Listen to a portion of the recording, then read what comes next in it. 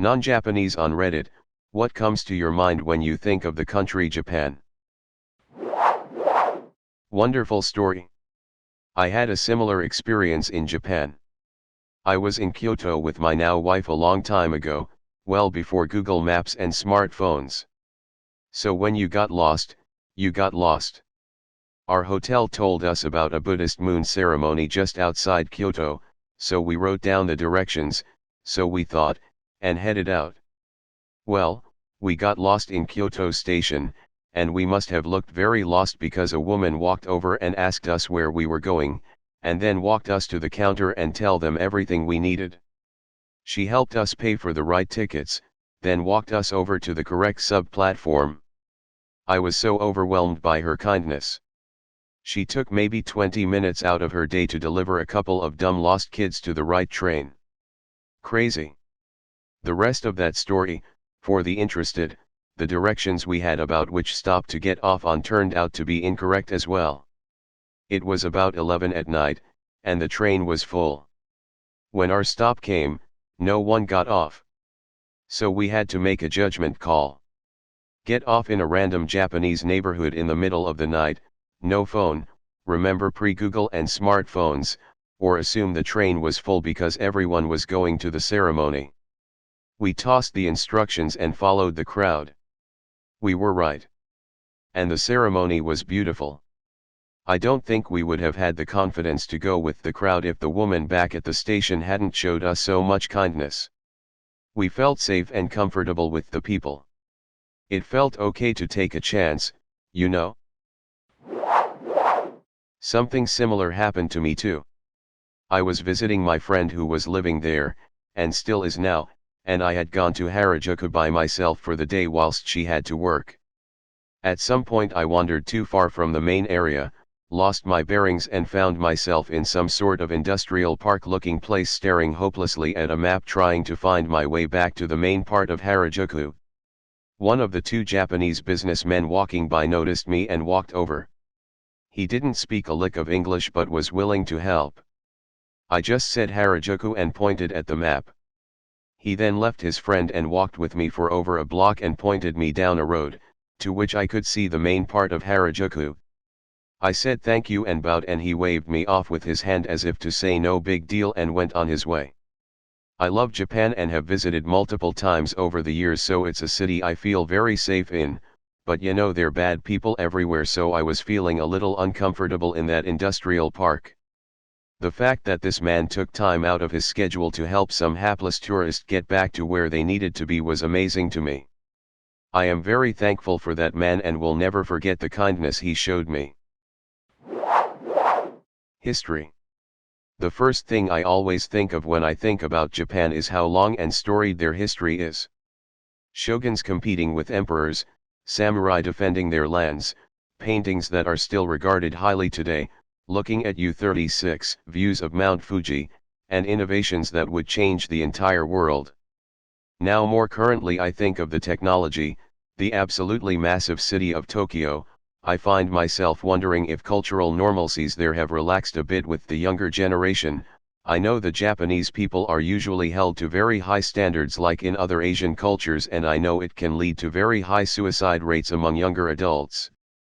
I'm curious what, if any, religion the majority of people believe in and how it affects their daily lives and politics. I'm curious if, overall and for the most part, the people of Japan are happy.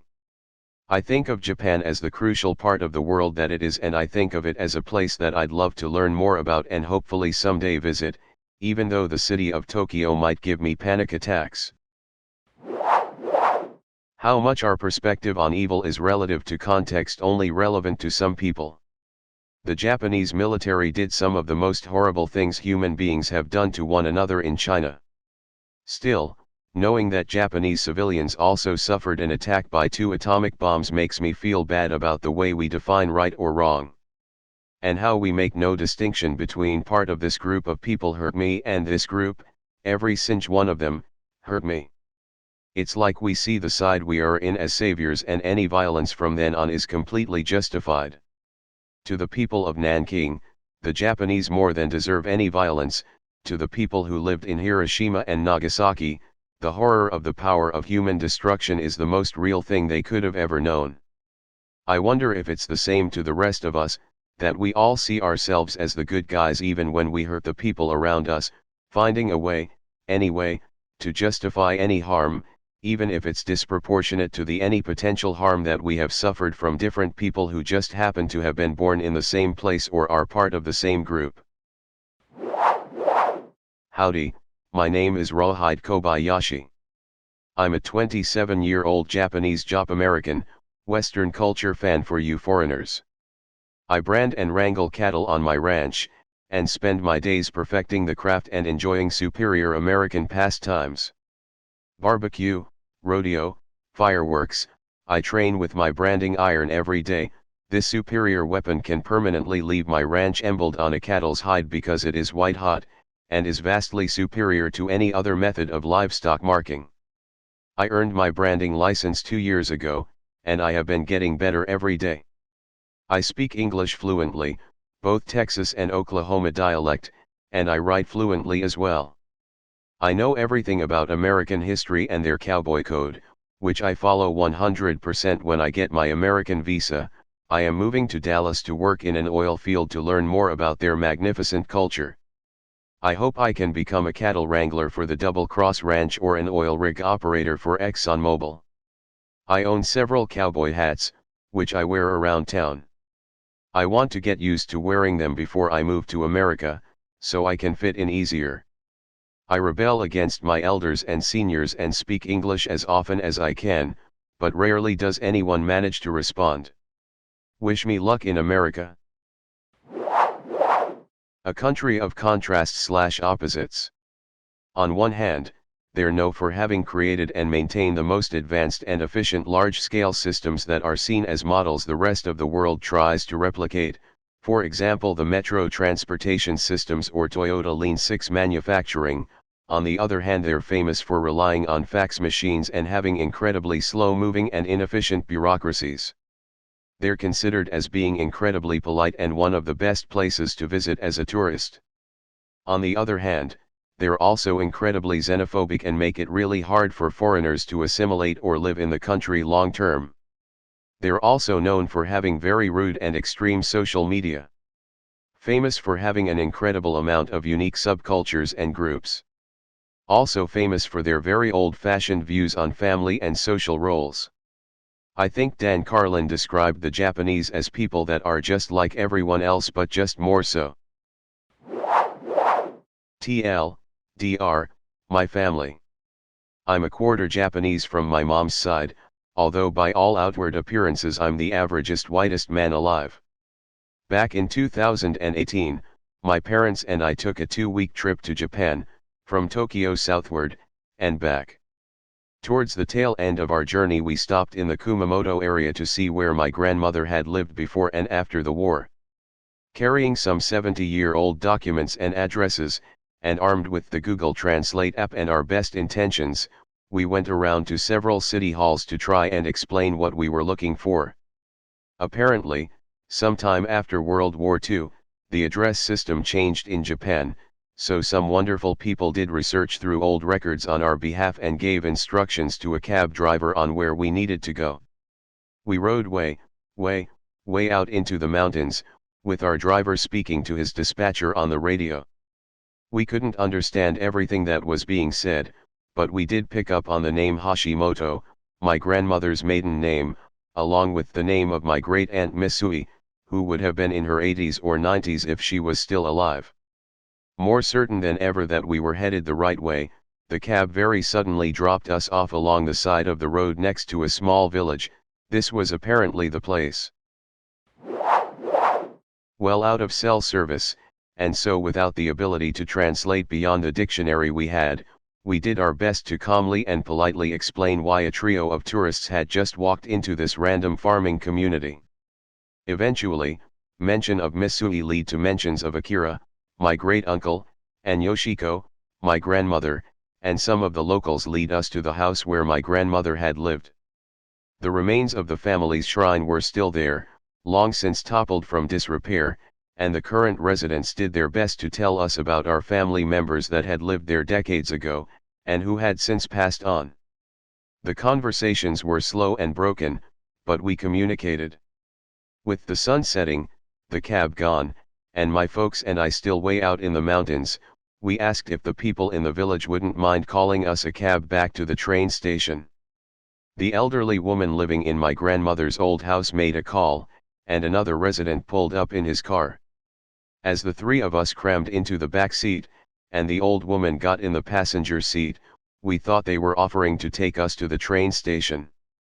Instead, they drove us out on a dark dirt path, and, admittedly, I got a bit suspicious, before the country back road took us to a Buddhist temple. There, they went and got the caretaker who invited us inside to show us around. Inside, the walls were lined with shrines, each to a different family, with ashes and pictures inside. Our guides showed us some photos of faces that we didn't recognize until one of the final photos was of my grandmother. I went to Hokkaido for a few weeks stay and drove to some places that get to see very few non-Japanese. I stopped in Nemuro on the eastern side. After a late breakfast and a couple hours walk around the fishing city, I noticed a bar was open and I needed a whiskey. A sign on the window said no white people. Me being me, I walked in anyways to get that needed drink. My friend tried to insist I not go in. The bartender looks at us and says it's okay, he's American, right? The sign was meant for the Russian fishermen. Another stop we made was at a volcanic mountain that sold steamed eggs, tasted like sulfur. The seller says to my friend it's okay for white people to marry Japanese people, times have changed. Third stop we went to had a gate attendant and the car ahead of us had a guy from Norway with his GF and her family. When we pulled up he thought we were with them. When checking out Sapporo I noticed an African man, in beautiful traditional dress, pushing a baby carriage. His wife was shopping in a store that he was in front of. I looked and saw a bunch of black dolls inside. The store was named Sambo. I did have one interaction that wasn't so racist as it was kind of funny to me. I was in a car that got lightly rear-ended and the three occupants of that car were trying to get money out of the driver out of the car I was in. When my driver told me what was going on I stepped out of the car. The price went down from $150 to $50. My driver laughed and thanked me. With the saved money we went for ramen and alcohol. Overall I'd visit there anytime. As for living there as a foreigner I personally wouldn't be that happy in the long run. But that's just me. Here in Texas and I've only met one Japanese guy once in Austin. He was very funny actually. I met him with some friends at an open mic, and though he was a bit shy at first, he ended up having a few drinks and talking about his travels. He was no comedian but still very genuine and funny. We all said that if ever came back, we would love to offer him a place to stay. Now, besides him, the second thing that comes to mind, it's what's with Japanese humans and their relationships with dolphins and whales? I mean, I think of Japan as such an advanced culture. I remember in the World Cup, them cleaning after the game, so kind and caring. I remember watching a few videos of their school system, and how well educated they are beyond basics academic goals of the Western world. But how can they be so cruel to such an intelligent animal? I can't shame them when I eat beef. That's only more cruel, but then again, so many studies on the intelligence of a dolphin and certain whales, that even if in danger, they still hunt them while there is so many other fish and meats available. I'm not a PETA guy here. I'm just confused as to why the Japanese are so beautiful as culture, but then it comes to mind their horrible habit of consuming dolphins and other intelligent and/or endangered species when there's more options. Again, I'm in the Western world and may not get the full picture. I appreciated being proven wrong in order to grow, but that's one thing I think, when I think of the Japanese. I was the kind of kid who would pick a country to obsess over for a few years, and Japan was my first. I remember reading up on its history when I was like 7 or 8. What immediately comes to mind is architectural differences. I often wonder what the more traditional houses smell like. I also think about how wildly different some areas are from each other, and how beautiful it is to see young Japanese embracing their culture while enjoying more Western stuff at the same time, and sometimes blending things in ways that make them happy. I also love the critique some have on their culture and the way society is, because it's something I think we all have in common as human beings. We all hate how things are and how stupid some rules are, but also why they were important in the first place. I think I'll always find myself admiring Japan. Even its ugly parts are fascinating to me, however much it also pains me to see or hear. Despite being your typical weeb as a kid, I've really outgrown anime to the point where I don't even think of it anymore. LMAO. War crimes, and the fact that your school programs don't talk about it. As a European, I sincerely think this is unbelievable. And even more when we know that it's not only World War II but also for the First Sino-Japanese War. After doing a little bit of research, I found out that Japan government had a victimization policy when it comes to educate young Japanese people about their history. I like your country, your culture, your aesthetics and all, but damn, I mean, y'all are such a non-honest country about what you did and what were your errors. Also, we all know Japan is a very racist country. I mean, people always says it's cultural, but by definition it's racism. There is a French YouTube guy who is living in Japan since 2002, I think, something like that, and recently he did a video about that, and it looks like it's more than a real problem in Japan how they are closed and hateful to others. It's a generality, not everyone is like that, but the majority of the people are. I deeply respect science and technology in Japan, their work is awesome, but I don't like the fact that Japan want to rely on robots and not humans in the future. Their demography is absolutely fucked up and they just don't care about it. And hikikomori is more than a problem, you must take care of this too. Internationally, Japan is always seen as a nice, lovely and cute country full of gentle people, but I don't think so. It's a deeply imperialistic country, extremely nationalistic. Even recently, just look at Attack of Titans and the subtext of it. Why, the most perfect place on earth, of course. The birthplace of anime, the single most true-to-life form of entertainment ever conceived by man. The land where everyone carries katanas on their person, where all schoolgirls are hot chicks with boobs 10 times larger than their whole bodies and equally astronomically huge asses that counteract the Hooters weight. Where the highways are filled to the brim with automotive legends such as the Nissan Skyline, the Toyota Supra, the Mazda RX-7, and the champion of them all, the AE86 Sprinter Trueno. Japan, the land where no matter who you fuck, whether it is an underage girl, the entire planet, your sister, your brother, your dog, or a pillow, nobody gives a shit, and rape is the most effective way to settle a dispute. Who needs courtrooms when you can just rape, am I right? The land of the most morally righteous people in the world can be found in Japan, for they never committed any horrible atrocities whatsoever throughout its entire recorded history, or if they did any, that was just propaganda spewed by the ungodly leftist West.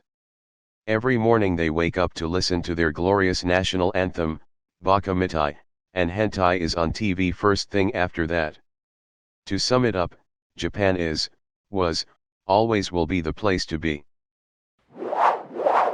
I visited a very remote part of Japan, so I think my experience was quite different from that of a lot of Westerners who go there, but the thing that really struck me was how willing people were to try and interact/converse with me, despite the fact that I only knew about 10 words of Japanese, and 99.9% of the time they spoke zero English.